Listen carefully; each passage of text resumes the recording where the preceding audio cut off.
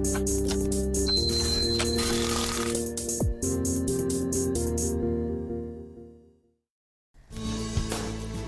헤드라인 뉴스입니다. 북한이 지난해 12월 발사한 장거리 로켓의 핵심 부품 대부분을 자체 제작한 것으로 밝혀졌습니다. 우리나라 국민의 금융에 대한 이해력이 경제협력개발기구 회원국 가운데 중위권인 것으로 나타났습니다. 올 들어 세계 곳곳에서 경기 회복을 알리는 신호가 잇따르고 있습니다. 일본은행은 21일부터 이틀간 금융정책 결정회의를 열어 추가 양적 완화 여부를 결정합니다. 시청자 여러분 안녕하십니까? 생경제 현장의 최은정입니다. 한 주를 시작하는 월요일장이었던 오늘 코스피 지수는 지난주 금요일 종가와 크게 다르지 않게 거래를 마쳤습니다. 1980선에서 보합 마감이 됐는데요. 자세한 마감 시황 송주희 기자 연결해 듣겠습니다. 송 기자 안녕하세요. 네, 안녕하세요. 예, 오늘 마감 시황부터 자세히 정리해 주십시오.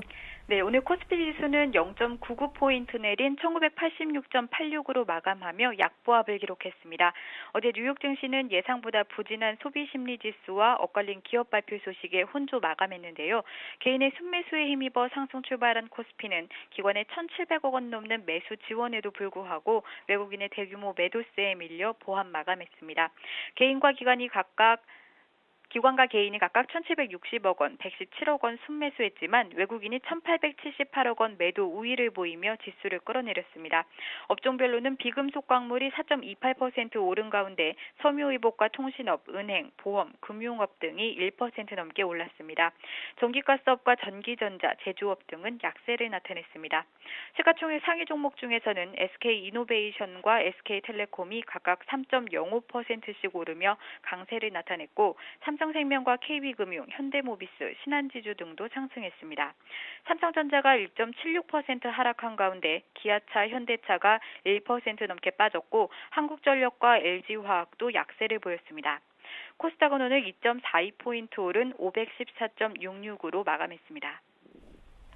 예, 올해 공사채가 없어서는 못 파는 품절 상품이 될 가능성이 커지고 있다고 하는데요. 공사채입 순 발행 물량은 지난해보다 줄어드는 반면에 보험사의 투자 수요가 크게 증가할 것이라는 소식입니다. 현재 공사채 발행 현황이 어떤지 그 수요부터 좀 말씀해 주시죠. 네, 올해 한국전력공사와 LH공사, 수자원공사 등 10여 곳의 공기업 채권 순발행 규모는 지난해 22조 4천억 원보다 4조 원가량 줄어든 18조 5천억 원이 될 것으로 추정되고 있습니다. 한국전력은 지난해 채권 시장에서 4조 8,700억 원을 순발행했지만 올해는 이보다 1조 원 이상 줄어들 전망입니다. LH공사도 지난해보다 2조 5,600억 원 줄어든 1조 9,600억 원을 발행할 예정이고 정책금융공사 역시 순발행 규모가 크게 줄어들 것으로 보입니다. 공기업들의 자금 수요가 많지 않은 데다 LH공사와 수자원공사 등이 내년부터 매년 사채 발행 계획을 주무부처인 국토해양부의 승인을 받도록 제도가 변경돼 채권을 통한 자금 조달은 줄어드는 추세입니다. 이처럼 공급은 줄어들고 있지만 수요는 큰 폭으로 늘어날 전망입니다. 지난해 말부터 즉시연금 가입이 크게 늘면서 보험사로 자금 유입이 급증하고 있기 때문입니다. 보험업계에 따르면 정부가 지난 17일 세법 개정안을 발표하고 오는 2월 중순부터 시행하기로 결정하면서 보험사의 즉시연금 가입자가 큰 폭으로 늘어나고 있습니다. 세법 개정안이 시행되면 2억 원 이상의 즉시연금의 비과세 혜택이 사라지게 돼 절세를 노린 막바지 투자 자금이 몰린 겁니다. 이처럼 보험사의 자금 유동성이 커지면서 공사채의 수요도 크게 늘어날 것으로 예상됩니다. 공사채는 주로 장기물로 발행되는 데다 안정성이 보장되고 국채보다 금리가 높아 보험사의 입맛에 꼭 들어맞는 상품이기 때문입니다. 일각에서는 공사채 수요가 확대되면서 품귀 현상까지 나타날 수 있을 것으로 예상하고 있습니다. 예, 지난 2년간 설정액이 50억 원 미만인 이른바 자투리 펀드가 절반 가까이 줄어든 것으로 나타났습니다. 수치상으로 얼마나 줄어든 건가요? 네, 금융투자협회에 따르면 지난 2010년 말 전체 공모펀드 내 짜투리 펀드 비중은 48.2%에 달했습니다. 전체 펀드 중 절반 가까이가 설정액이 50억 원에 못 미쳤던 겁니다. 그러나 이 수치는 지난 16일 기준으로 34.8%까지 내려앉았습니다. 1,373개에 달했던 소규모 펀드의 절대 개수도 2년여 만에 772개로 거의 절반 가까이 줄어들었고 전체 공모형 펀드 수도 2,846개에서 개에서 2,219개로 꾸준히 감소 추세를 보이고 있습니다. 금융당국이 이른바 자투리 펀드 청산 목표치를 채우지 못한 운용사에 신규 펀드 승인을 보류하는 등 강력한 드라이브를 걸고 있는 데다가 장기간 이어진 펀드 시장 침체 속에 운용사들의 신규 펀드 출시도 크게 줄었기 때문입니다. 금융감독원은 자투리 펀드는 규모가 작아서 다양한 자산에 효율적으로 분산 투자하기 어렵다며 자투리 펀드 비중을 매년 단계적으로 줄여 오는 2014년까지 10% 수준으로 맞추겠다는 계획입니다. 예, 오늘 증시 관련 소식은 송주희 기자에게 들어봤습니다. 잘 들었습니다. 네, 고맙습니다.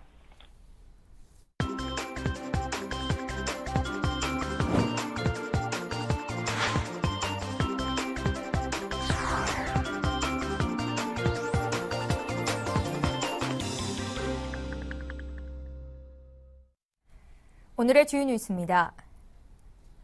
북한이 지난해 12월 발사한 장거리 로켓의 핵심 부품 대부분을 자체 제작한 것으로 밝혀졌습니다. 국방부는 서해에서 지난해 말 인양한 북한 장거리 로켓 1단 추진체의 최종 분석 결과를 발표했습니다. 북한은 자체 제작 부품 외에 중국과 유럽 등 5개 국가에서 전자기기 센서와 전선 등 부수장치에 필요한 10개 상용 부품을 수입하기도 한 것으로 분석됐습니다. 그러나 이들 부품 중 미사일 기술 통제 체제에 저촉된 부품은 없는 것으로 나타났습니다. 북한 장거리 로켓의 기술력이 실제 부품을 통해 정밀 분석된 것은 이번이 처음입니다. 우리나라 국민의 금융에 대한 이해력이 경제협력개발기구 회원국 가운데 중위권인 것으로 나타났습니다.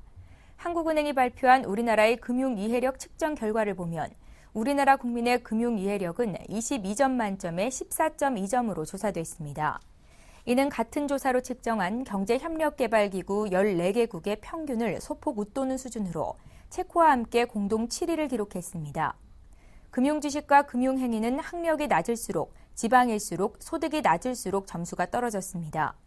한은 관계자는 취약계층의 금융 이해력을 높이고 사회계층 간 격차 해소를 위한 노력이 필요하다고 말했습니다.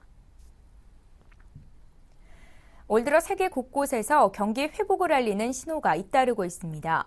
금융투자업계에 따르면 올 들어 발표된 주요국 경제 지표 중 글로벌 경기와 밀접한 관련이 있는 60개 지표의 45%가 시장 예상치보다 양호한 것으로 나타났습니다. 중국의 경우 작년 4분기 국내 총생산이 전년 동기 대비 7.9% 증가해 2년 만에 반등에 성공했습니다. 미국도 지난주 신규 실업수당 청구 건수가 33만 5천 건으로 5년 만에 최저 수준을 보였으며 지난달 주택 착공 건수도 4년 6개월 만에 최고치를 기록했습니다.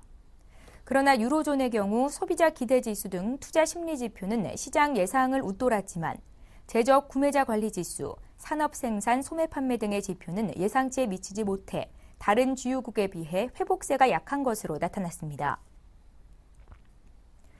일본은행은 21일과 22일 양일간 금융정책 결정 회의를 열어 추가 양적 완화 여부를 결정합니다.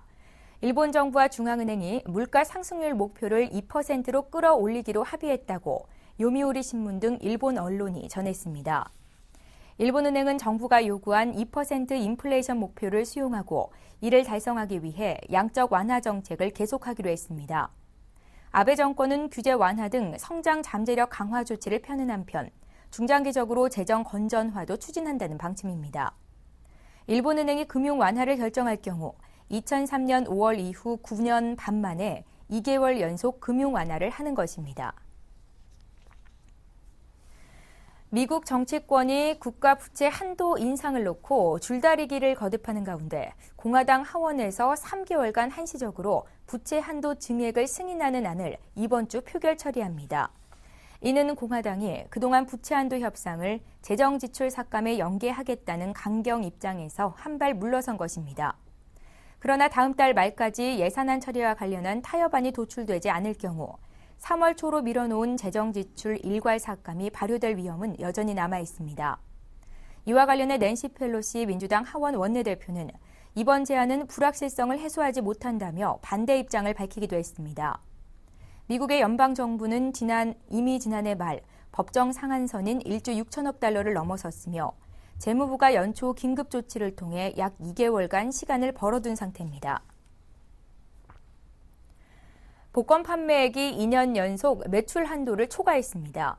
기획재정부 복권위원회에 따르면 2012년 국내 복권 총 판매액은 전년보다 3.4% 증가한 3조 1,859억 원이라고 밝혔습니다.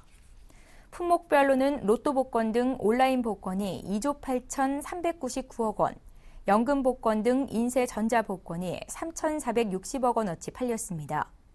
총 판매액은 국무총리실 산하 사행산업통합감독위원회가 권고한 매출 총량 한도를 3,106억 원 넘어섰습니다.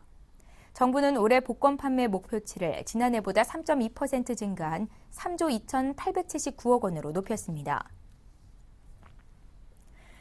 우리 시간으로 내일 새벽 1시 30분이면 미국 버락 오바마 대통령의 공식 취임식이 열리게 됩니다. 이와 관련된 소식을 서울경제신문의 이태규 기자 연결해 자세히 듣겠습니다. 이 기자 안녕하세요. 예, 안녕하세요. 오바마 대통령이 이제 공식적으로 재선 임기를 시작하게 될 텐데요. 하지만 산적한 과제가 만만치 않다는 소식입니다. 어떻습니까? 예, 그렇습니다. 통상 미국의 재선 대통령은 임기 초 정치적 허니문 기간을 가졌습니다. 역점적으로 추진하던 사업이 지지를 받고 실제 실행되기도 했고요. 하지만 오바마 대통령은 다릅니다. 현재 미국이 법으로 정한 국가부채 한도가 16조 4천억 달러인데 이미 그 한도를 초과한 상황입니다. 재무부가 손을 써서 시간을 벌어놨으나 이 또한 다음 달 말이면 고갈될 것으로 보입니다. 하루빨리 국가부채 한도를 상향해야 하는 상황인데요. 야당의 반발이 만만치 않아 난항이 예상됩니다. 또한 국가부채를 줄이기 위해 예산이 다음 달 말에 자동으로 삭감될 예정인데요. 이 예산을 어디서 얼마나 줄일지에도 야당과 갈등을 빚고 있습니다. 역시 경제 문제가 최대 걸림돌이 될 것으로 예상되는군요. 예, 맞습니다. 뿐만 아니라 장기적으로는 재정 건전성을 이뤄내야 하는 것도 숙제입니다. 미국은 2008년 금융위기 이후 매년 1조 달러씩 국가 채무가 증가하고 있는데요. 더구나 인구 고령화로 사회보장 지출이 늘어날 것으로 보여 이를 줄이는 것도 쉽지 않을 전망입니다. 이외에도 경제 성장률을 어떻게 끌어올릴지 8%에 육박하는 실업률을 안정시킬 방법은 무엇인지에 대해서도 골머리를 앓고 있는 상황입니다. 경제 문제 외에 오바마 행정부의 2기 과제 어떤 것들이 있을지 좀 봐주십시오. 총기 규제 법안을 일단 통과시켜야 합니다. 최근 미국 코네티컷주 샌디욱 초등학교 총기 참사 이후로 미국에서는 계속해서 총기 난사 사건이 일어나고 있는데요. 이에 오바마 대통령은 총기를 판매할 때 신원 확인을 강화하는 등 강력한 총기 규제 법안을 제의한 상황입니다. 하지만 미국 내 총기 단체나 공화당이 강력히 반발하고 있어 이 또한 난항이 예상되는 상황입니다. 오바마 2기 행정부가 과연 우리 국내 경제에는 어떤 영향이 있을까요? 봐주십시오. 전문가들은 한국 경제 회복에 도움이 될 것이라는 데 무게를 두고 있습니다. 앞서 말씀드렸듯이 오바마가 경제 회복에 정권의 사활을 걸 것으로 보이기 때문에 미국의 상당량의 수출을 의존하는 우리나라도 혜택을 볼 것이라는 관측인데요. 여기에 한미 FTA 또한 큰 탈 없이 계속 이어질 것으로 보여 자동차 부품이나 IT, 석유, 에너지, 철강 산업 등이 수혜를 볼 것으로 예상되고 있습니다. 서울경제신문 국제부 이태규 기자와 함께했습니다. 잘 들었습니다. 고맙습니다.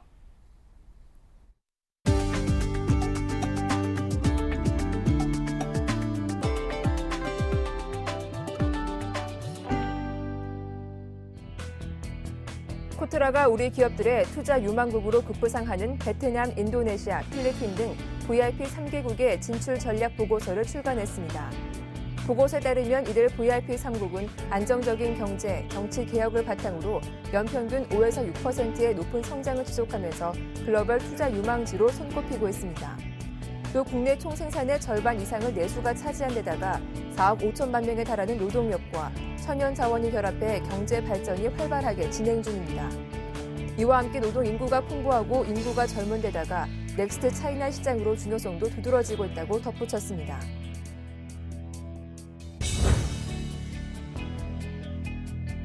세계 최대 유통업체인 월마트가 국내 상품 구매를 담당하던 한국 지사를 폐쇄하고 물품 공급을 직접 맡기로 했습니다. 월마트는 2006년 5월 16개 매장과 지분 전체를 이마트에 매각하고 한국 시장에서 철수했으나 한국에 기사를 남겨 상품 조달 등을 해왔습니다. 한국 지사를 이번에 폐사함에 따라 향후 상품 조달은 월마트 본사가 직접 담당하게 됐습니다. 이에 대해 업계 일부에서는 월마트가 국내 재진출을 앞두고 조직을 정비하는 것이 아니냐는 분석도 나오고 있습니다. 아시아 시장 확대를 위해서는 한국 진입이 필수적인 데다 테스코가 운영하는 홈플러스나 코스트코 등의 외국계 유통업체들이 국내 시장에서 선전하고 있기 때문입니다. 이에 대해 월마트 한국지사 관계자는 매장 재진출과 관련해서는 일절 들은 바가 없다고 말했습니다. 기아 자동차가 21일 최대 45만 원을 인하한 중형 승용차인 2013년형 K5 하이브리드를 출시했습니다. 최고급 모델인 노블레스의 가격은 45만 원 내려갔으며 럭셔리 모델은 판매 가격이 25만 원 인상됐지만 전자식 룸미러, 17인치 휠, 자외선 차단 글라스 등이 기본 적용된 점을 고려하면 20만 원의 인하 효과가 있다는 것이 회사 측의 설명입니다. 이에 따라 2013년형 K5 하이브리드의 가격은 럭셔리 2,990만 원이며 노블레스 3,190만 원입니다. LG생명과학이 3대 핵심 사업에 역량을 집중해 2017년 매출 1조 원을 달성하겠다는 청사진을 발표했습니다. LG생명과학은 21일 서울 코리아나 호텔에서 중장기 사업 전략 설명회를 열었습니다. 회사는 3대 핵심 사업으로 대사질환 치료제, 바이오 의약품, 백신에 역량을 집중하겠다고 밝혔습니다. 회사는 우선 국내 첫 당뇨병 신약인 제미글로를 시장 선도 제품으로 키우고 당뇨병, 고혈압, 고지혈증 복합제 등 대사질환 분야 국내 1위에 도전합니다. 바이오 의약품 분야에서는 신흥국 등 해외 시장 개척에 나서고 백신 사업에선 최근 국내 1호 예수막염 백신이 중국 진출을 앞두고 있습니다. LG생명과학은 또 현재 750억 원 규모인 연구개발 투자를 지속 확대하고 5년간 약 5천억 원을 투입해 R&D 역량을 강화할 방침입니다.